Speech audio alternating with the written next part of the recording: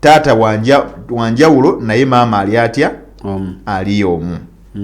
Ne tugenda wala ibn al-akhi shaqiq, omwana wa muganda wo oyo nga mugatta mama nani ne taata, omwana wa muganda wo mulenzi. Na wa in nazala bi mahsi dhukur, era kye kimu nti niwankubadde okukka wansi nga be duplicating nga bwe twalabye wali. Omwana wa muganda wo n'omwana wa muganda wo gwazaala n'omwana wa muganda wo gwazadde okukka wansi bwe kityo. N'agamba nti oyo si wa mwenda gwe tuliko oba wa munaana? Wa munaana.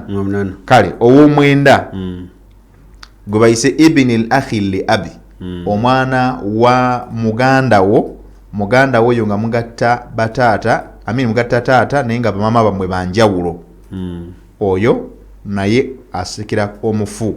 Wa in nazala bi mahsi dhukuri, n'okukka wansi nga tutambulidde mu layini y'abalenzi. Ne tugenda ku al-ammu shaqiq, taatawo omuto nga taatawo oyo omuto yali agatta taata ne maama ne kitaawo akuzaala oba ne kitaawe w'omufu. Kale bwe tukugamba nti taata omuto eyali agatta taata ne maama ne taata ne gundi nani n'omufu. Then tuganda wo 11 al-ammu li ab wa in ala, taata omuto bwe baali bagatta taata nga bamama banjawulo ne taata w'omugenzi. Oba okategerekese? Twakanyonyodde nina gwenda mukwano gwange twagambye nti paternal uncle who is a half brother to the father of the deceased, wekibeera bwe kityo. Taata omuto nga baali bagatta taata yekka ne taata w'omugenzi. Okategedde bulungi? Oba kategeese bulungi.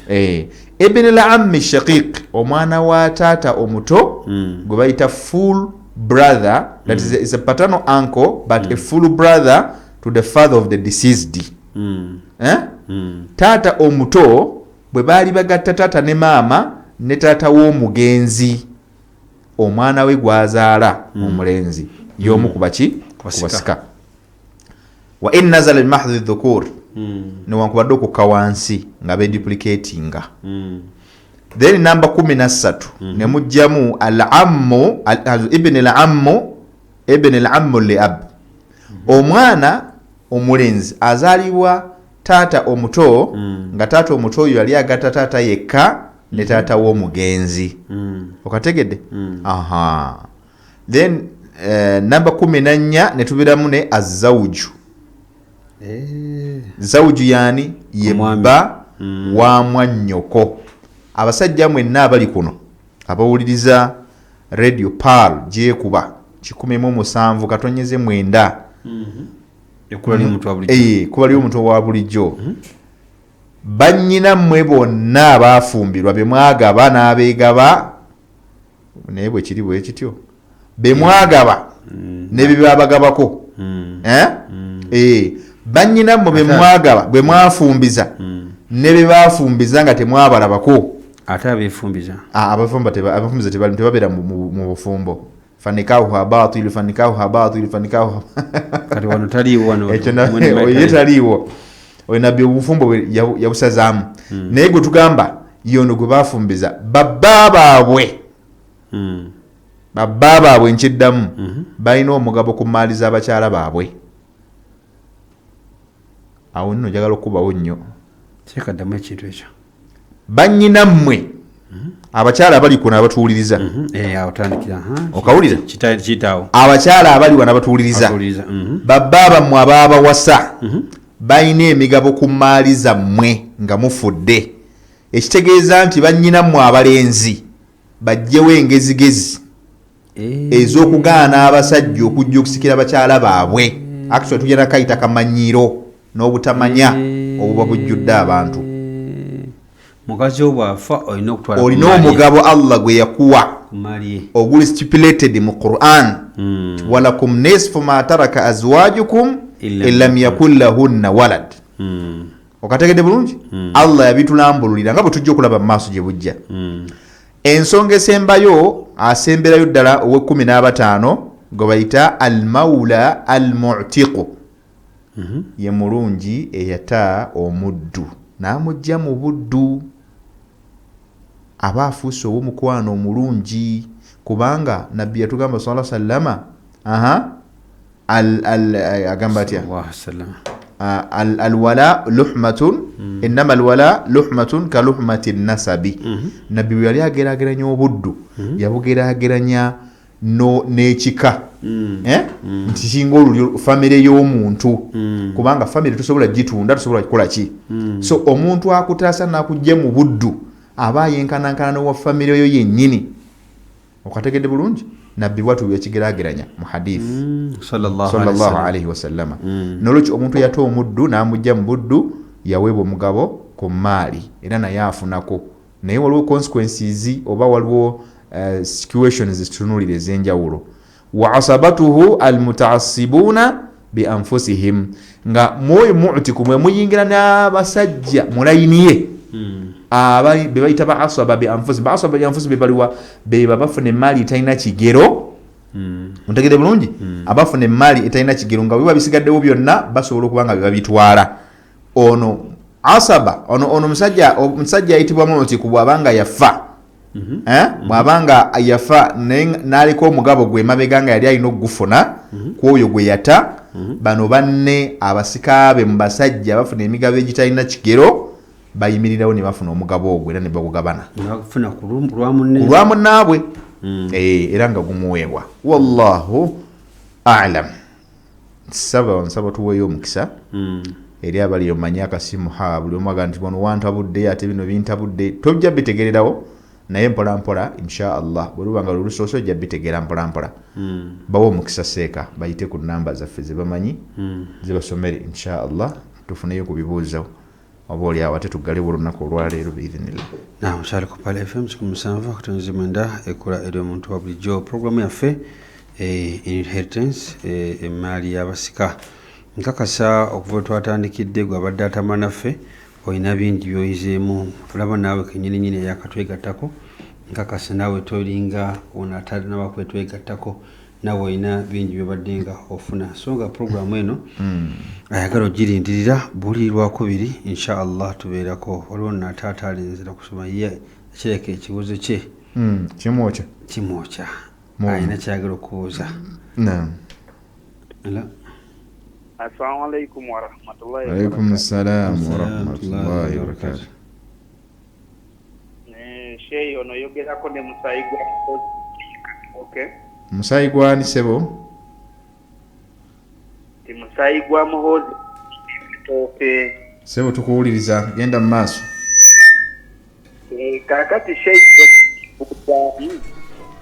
wangi nti kyeba bembuuza ense kuwulira genda mu maaso. Ekisembye ekyo bulungi ekisembyeyo sikiwulidde bulungi. Kibadde kigamba kitya kyowulidde? Nti abafuna omugabo ogusukkumye oba be baliwa. Mashallah barakallahu fik. Assalamu alaikum wa rahmatullahi.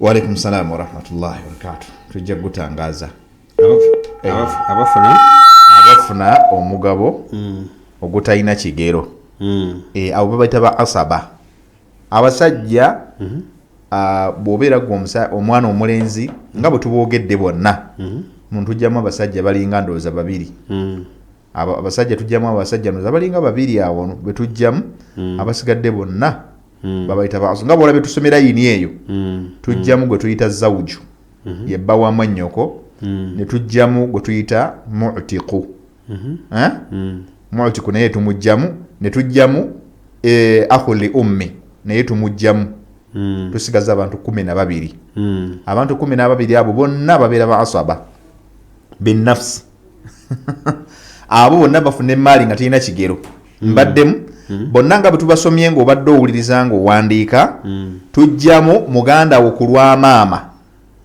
muganda wo bwe mugatta maama oyo tumujjamu ne tujjamu eyata omuddu mu famire yammwe baba waliyo gwe baata oba eyafudde nga baamuta buti okuva mu buddu ne tujjamu bawamwanyo kutumogedde bawamwanyoko that is abakyala abali kuno babbaaba mmwe tebali mu bantu abafuna emaali etalina kigero Allah yabagerekera nga kye babagerekera tetubongeza tetubakendeeza ontegedde bulungi okusinziira ku mbeera eriwo emigabo gye bagifunanga bujjajja muki mu Quran naye waliyo abantu nga basika naye nga tebalina mugabo gwankomeredde nga naye bibawo bingi bitya bisobola okukola ki okumuweebwa oba kategerekese abo bali 12 mu namba gye tukuwadde ye 15 toolako basatu bokka jamu bawamwannyoko ojjemu muganda wo ku lwa maama ojjemu n'omuntu eyata omuddu abo basatu kasita bavaamu 12 abasigaddewo bonna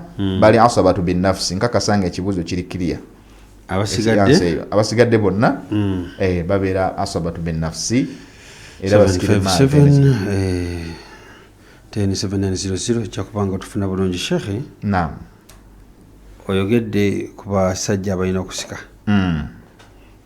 otuusi n'oyogera ku bba w'omuki bawamwannyoko bawa muganda w'omuwala ekitegeeza ekyandibadde ekyangu omuntu mugambe tubira mwamugaba bwafa eyamuwasa afuna ku maali ye kyekyo nga bwokyogedde ekyokubiri waliwo ajati abuuziza jatisaida ati abuuziza nti ate bwafa emaali ate okuziika alina kuziikibwa eri wabbaawe oba wa muzadde we ani abuuza abuuziza nti nga wogambye nti emaali akola ki emaali omwami afuna ye naabuuza nti ate bwe kuba kuziika nti omwami bwaba afudde ye omukyala nga yafudde balina muziika ku kijja kya mwami oku kijja ky'abazadde be bonna waayagala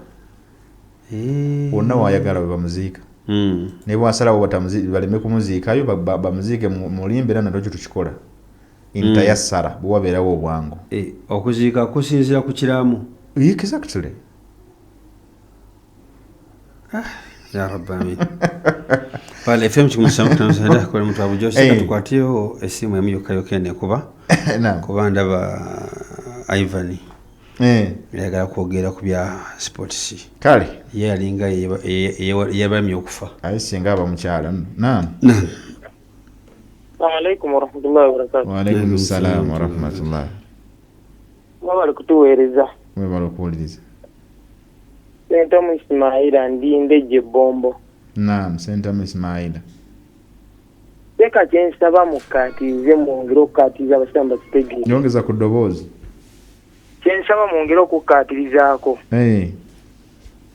Olaba kino kibaga nti omwami okusikira ku bya mukyala we. Sebo. Abamu bajja kulowooza. Nti omukyala tugeze omukyala ayinza okuba nga